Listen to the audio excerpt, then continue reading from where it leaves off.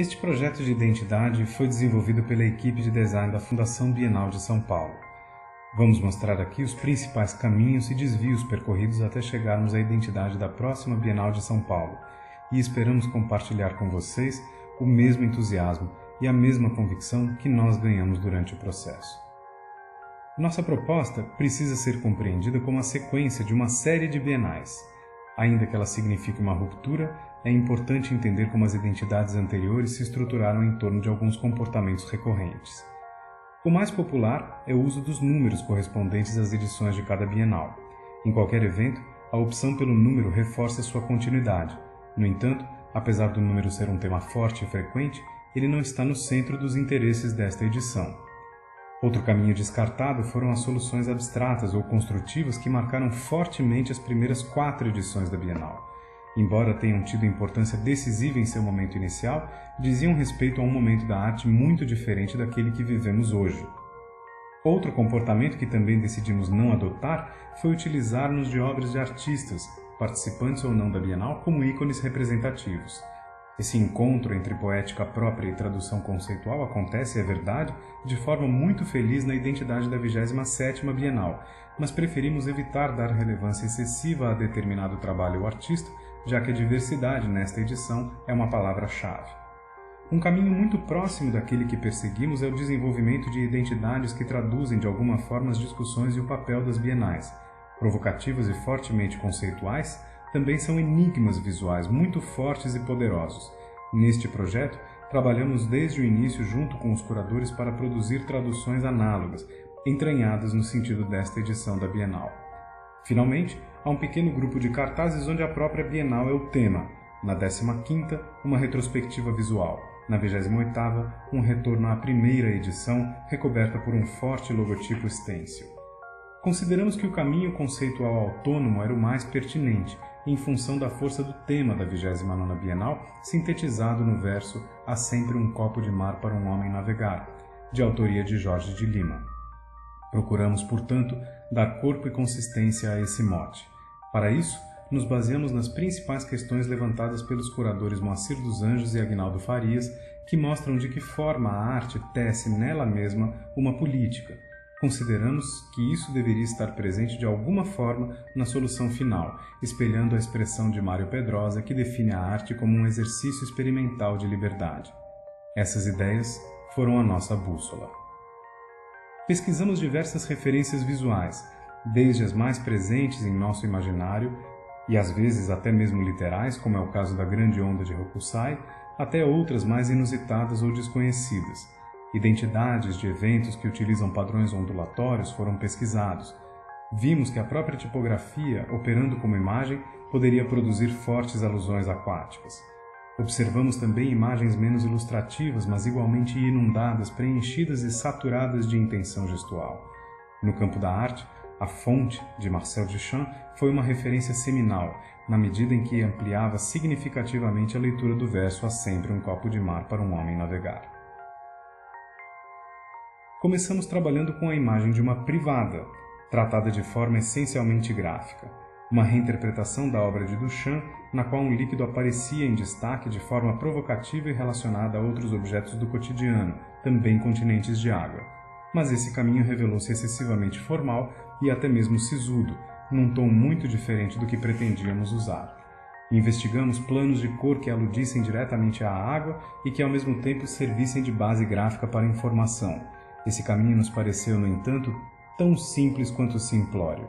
A potência da Bienal parecia esvair-se na placidez da superfície azul. Criamos então um símbolo que funcionaria como um continente, concretizado na vista esquemática das bordas de um copo. A água desse copo seria o mar de conteúdos relacionados à Bienal. Seu uso poderia dar margem a muitas experiências interessantes, mas consideramos o resultado distante das questões visuais contemporâneas. Afastando-nos da alusão direta, começamos a buscar possíveis interpretações do verso. Um copo de mar para um homem navegar pode significar uma válvula de escape, um objeto de desejo ou de libertação. Selecionamos um conjunto de objetos desse tipo e os transformamos em silhuetas de contornos amolecidos, numa espécie de mar problemático de objetos que libertam e aprisionam. No entanto, isso nos desviou para a discussão do consumo e do mercado, afastando-nos da discussão propriamente política. Uma das interpretações mais fortes do verso de Jorge de Lima tem a ver com o fato de que, apesar das dificuldades, é sempre possível prosseguir. Na revisão de textos, os riscos sobre as palavras indicam eliminação. Nós usamos essas marcas em azul, lembrando ondulações aquáticas. Carregadas de censura, permitiam, entretanto, ler o que propunham eliminar, mas não sustentavam um resultado gráfico forte o suficiente para esta Bienal. Um grande salto ocorreu quando nos demos conta de que a palavra navegar tinha uma dimensão metafórica, que é interna ao homem. Num certo sentido, somos nosso próprio mar, navegamos em nós mesmos. Esse desenho clássico de autoria do anatomista Andreas Vesalius mostra como o sistema circulatório é um sistema de navegação, que pode produzir resultados visuais muito sofisticados na relação entre ilustração e tipografia.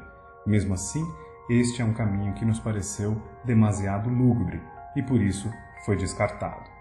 Perseguindo a ideia de autonomia, pensamos numa Bienal na qual o público pudesse produzir a sua própria identidade. Impressos seriam distribuídos em branco e as pessoas seriam convidadas a preencher esses vazios com trabalhos de próprio punho. A identidade da Bienal seria tão variada quanto o seu público, mas o desafio logístico tornaria o projeto inviável. A navegação marítima também é feita de códigos visuais. O Código Internacional de Sinais é um sistema visual capaz de comunicar qualquer mensagem nas grandes distâncias marítimas. Neste cartaz, escrevemos o verso "Há sempre um copo de mar para um homem navegar" com suas bandeiras alfabéticas. Demasiado cifrado, o resultado também aproximou-se de forma indesejável da identidade visual da última Bienal de Veneza. Se o mar é a origem da navegação, sua essência é a orientação. Indicar e apontar os múltiplos rumos da arte sempre foi um dos principais papéis da Bienal. Uma Rosa dos Ventos da arte talvez fosse assim, múltipla e assistemática, visualmente impactante, mas genérica demais. Foi então que nos lembramos de um objeto ao mesmo tempo óbvio e esquecido, uma metáfora singela talhada para esta Bienal, que apontou para um rumo completamente diferente dos que havíamos investigado, enriquecendo ainda mais a leitura do verso que inspirou esta Bienal. Um objeto no qual estão equilibrados projeto e improviso, destino e acaso, infância e maturidade, adversidade e superação.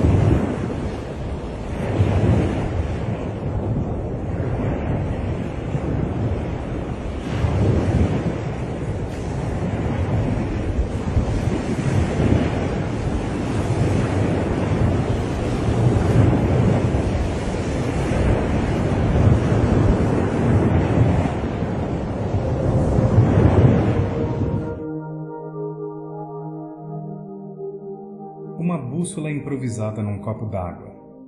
Quantos adultos e crianças já não fizeram e usaram uma bússola dessas?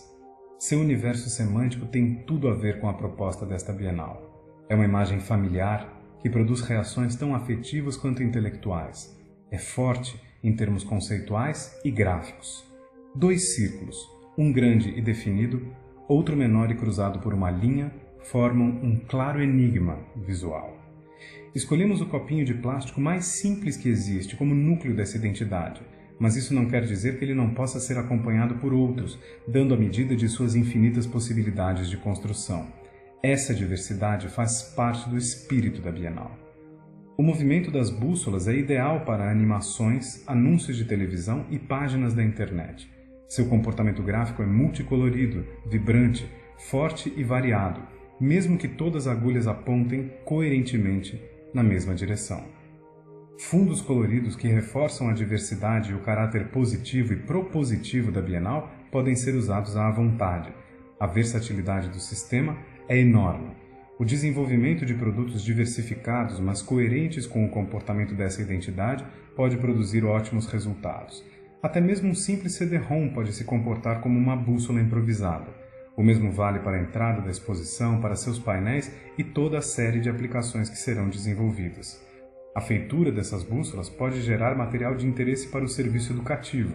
Escolas e alunos fazem parte de um público importantíssimo para a Bienal e devem ser chamados o tempo todo à participação ativa. A identidade proposta por nós não é apenas a imagem de copos variados, mas um sistema de identidade visual completo. A família tipográfica que o integra deve ser igualmente variada. A Trade Gothic, escolhida por nós, é variada sem perder a unidade, além de ser muito bem desenhada, produzindo manchas de texto excelentes inclusive para a leitura de textos longos. O significado da identidade proposta vai além da 29ª Bienal. Ele tem uma relação mais ampla com a própria instituição, na medida em que essa gestão procura dar um novo rumo à Fundação Bienal de São Paulo. Estamos falando, portanto, não apenas do rumo que indivíduos estabelecem para suas vidas, mas também de uma coincidência semântica e formal entre o que estamos propondo como identidade para a 29ª Bienal e o espírito que a instituição pretende adotar de agora em diante. Para nós, esse caráter simbólico é altamente significativo. O caminho que adotamos, além de ser muito adequado à proposta curatorial, também possui forte presença como imagem. Se outros caminhos pareceram interessantes, é inegável que nossa última proposta os atenua, além do que não é preciso inundar tudo de azul para falar de um copo de mar. Para finalizar, vamos voltar ao começo desta apresentação e mostrar como este trabalho se insere na história dos cartazes e identidades da Bienal de São Paulo. Embora ele se destaque visualmente das demais edições, tem algo em comum com quase todas elas. Possui a variação cromática da 2ª e da 18ª, a objetualidade da 14ª, da 25ª e 27ª, a geometria da 8ª, da 12ª e 23ª, o caráter enigmático da 20ª e da 21ª e diversas outras qualidades presentes em outros cartazes. É uma identidade que ao mesmo tempo se destaca e se integra a esse conjunto. Da 29ª Bienal não poderia, no entanto, limitar-se à linguagem fotográfica, sob pena de não conseguir superar certas limitações técnicas. Por isso, construímos também uma versão simplificada, que trava um parentesco com a identidade da própria Fundação Bienal de São Paulo. O resultado é um projeto que pode operar tanto de forma gráfica quanto fotográfica. Enfim, gostaria de agradecer a paciência de todos e tenho certeza de que a identidade da 29ª Bienal será um sucesso, não apenas por sua intimidade com a proposta curatorial, mas sobretudo por seu forte potencial afetivo com relação ao público da Bienal, que é o grande público da arte brasileira. Muito obrigado.